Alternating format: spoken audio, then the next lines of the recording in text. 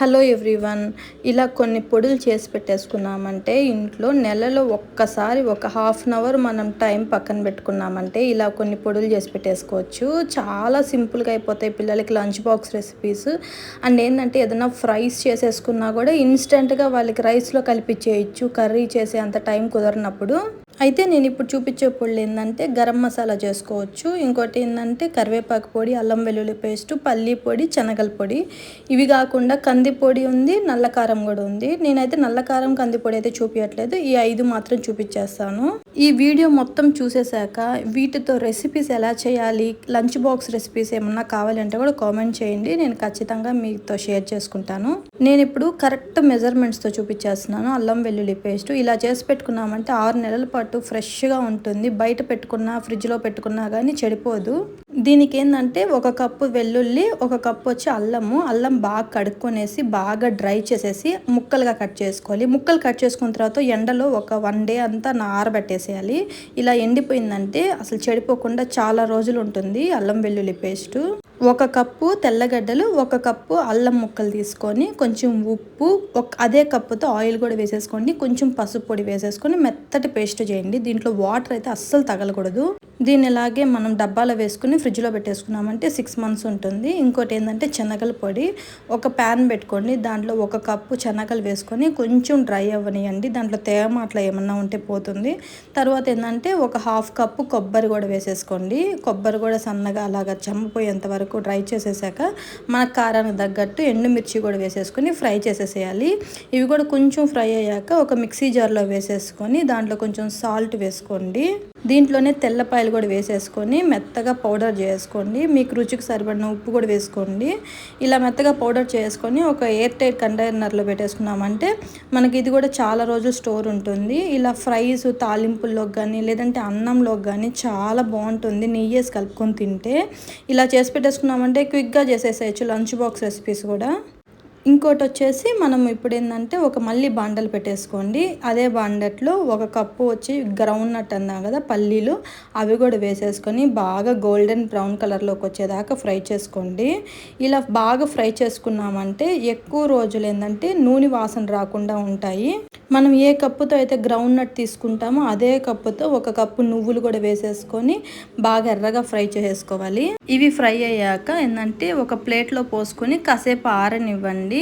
మళ్ళీ అదే ప్యాన్లో ఏంటంటే 1/2 కప్పు ధనియాలు తీసుకోండి. 1/2 కప్పు తీసుకున్న తర్వాత దాన్ని బాగా ఎర్రగా దోరగా వేయించుకోండి. ఈ ధనియాల ఫ్లేవర్ కూడా చాలా బాగుంటుంది, మంచిగా కలర్ వచ్చేలాగా వేయించుకుంటే. మళ్ళీ అదే ప్యాన్ స్టవ్ మీద పెట్టుకోండి. దాంట్లో మన కారానికి తగ్గట్టు ఎండుమిర్చి వేసుకొని కొంచెం వేగనివ్వండి. ఇలా వేగిన ఎండుమిరపకాయలని ఒక మిక్సీ జార్లో వేసుకొని దాంట్లోనే గుప్పుడు ఎండు కొబ్బరి వేసుకొని ఉప్పు వేసుకొని కొంచెం పల్స్ లాగా మిక్సీకి వేసుకోండి. ఫస్ట్ ఏంటంటే మనం పప్పులతో పాటు వేసుకున్నామంటే బాగా అది మెత్తగా రావు. అందుకని ఏంటంటే ఫస్ట్ ఎండు కొబ్బరి, కొంచెం సాల్ట్, కొంచెం ఎండుమిర్చి వేసేసుకొని అదే మన కారానికి తగ్గట్టు ఎండుమిర్చి వేసుకొని మిక్సీకి వేసేసుకున్నామంటే ఇలా పల్స్ లాగా వచ్చిన తర్వాత ఇప్పుడు ఆ పప్పులు కూడా వేసేసుకొని మనం దీన్ని బాగా మెత్త పొడిలా చేసుకునేసేయండి. ఇలా పొడి చేసి పెట్టుకొని దీన్ని ఏంటంటే ఒక ఎయిర్ టైట్ కంటైనర్లో పెట్టేసుకున్నామంటే చాలా బాగుంటుంది. కరెక్ట్గా కానీ నేను చెప్పిన కొలతలతో కానీ వేసుకున్నామంటే అసలు ఫ్లేవర్ చాలా బాగుంటుంది. దీన్ని ఏంటంటే మనం అన్నంలోకి ఏంటంటే ఫ్రైడ్ రైస్ లాగా చేసిస్తాను నేను పిల్లలకి, చాలా బాగా ఇష్టంగా తినేస్తారు. గరం మసాలాకి ఏంటంటే ముందుగా మనకు కావాల్సింది ధనియాలు 1 కప్పు తీసుకోండి. దాంట్లోనే 2 ఇంచుల దాల్చిన చెక్క ఒక 2 ముక్కలు వేసుకోండి. కొద్దిగా లవంగాలు, కొన్ని యాలకలు, కొన్ని ఎండు మిరపకాయలు, కొన్ని స్టార్ పువ్వు, వీటన్నిటిని డ్రై రోస్ట్ చేసేసుకోవాలి. ఇలా డ్రై రోస్ట్ చేసుకున్న తర్వాత ఏంటంటే మిక్సీకి వేసేసుకొని పౌడర్ చేసి పెట్టేసుకొని ఎయిర్ టైట్ కంటైనర్లో పెట్టేసుకున్నామంటే చాలా ఎక్కువ రోజులు ఉంటుంది. ఫ్లేవర్ అయితే చాలా బాగుంటుంది. అంటే మనం మసాలా కర్రీస్ చేస్తాం కదా ఆలుతో, ఇలా కూడా వేసుకొని చేసుకోవచ్చు, చాలా బాగుంటుంది రెసిపీ కూడా.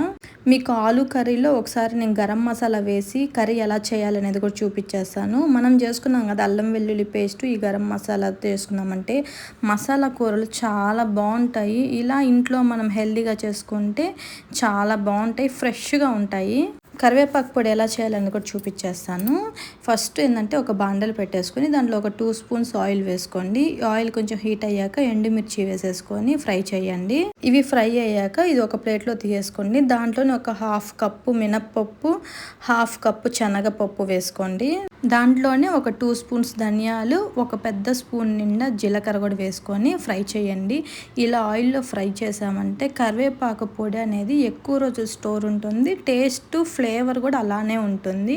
ఇవి లాస్ట్ దించేసే ఒక 2 మినిట్స్ ముందు కూడా ఒక పెద్ద కప్పు నిండా నువ్వులు వేసుకొని ఫ్రై చేసేసుకోండి. ఇలా పక్కన పెట్టేసుకున్న తర్వాత ఒక ప్లేట్లో తర్వాత మళ్ళీ అదే బాండలు పెట్టేసుకొని ఇంకొక స్పూన్ ఆయిల్ వేసుకొని పచ్చి కరివేపాకన్నా వేసుకోవచ్చు, వాడిపోయి ఉంటుంది కదా కొంచెం కరివేపాకు, అది కూడా వేసుకోవచ్చు. నేనేంటంటే బాగా కడిగి 1 డే ఆరబెట్టుకొని మళ్ళీ ఫ్రై చేస్తున్నాను ఆయిల్లో. ఇది ఫ్రై అయ్యేటప్పుడు ఏంటంటే మంచి స్మెల్ వస్తుంది. మనం ముందుగా ఫ్రై చేసుకున్న పప్పులన్నీ కూడా మనం మిక్సీ జార్లో వేసుకొని కొద్దిగా చింతపండు, కొద్దిగా ఉప్పు వేసుకొని మిక్సీకి వేసుకోండి మెత్తటి పొడిలాగా. తర్వాత మనము రోస్ట్ చేసుకుంటాము కదా కరివేపాకు కూడా ఆయిల్లో, అది కూడా వేసేసి బాగా మెత్తగా పౌడర్ చేసి పెట్టేసుకున్నామంటే చాలా ఎక్కువ రోజులు ఉంటుంది. దీంట్లోనే ఏంటంటే నేను కొద్దిగా తెల్లపాయలు కూడా వేసాను, ఫ్లేవర్ బాగుంటుందని. అన్నంలో ఇలా కలుపుకొని తినేస్తే చాలా బాగుంటుంది.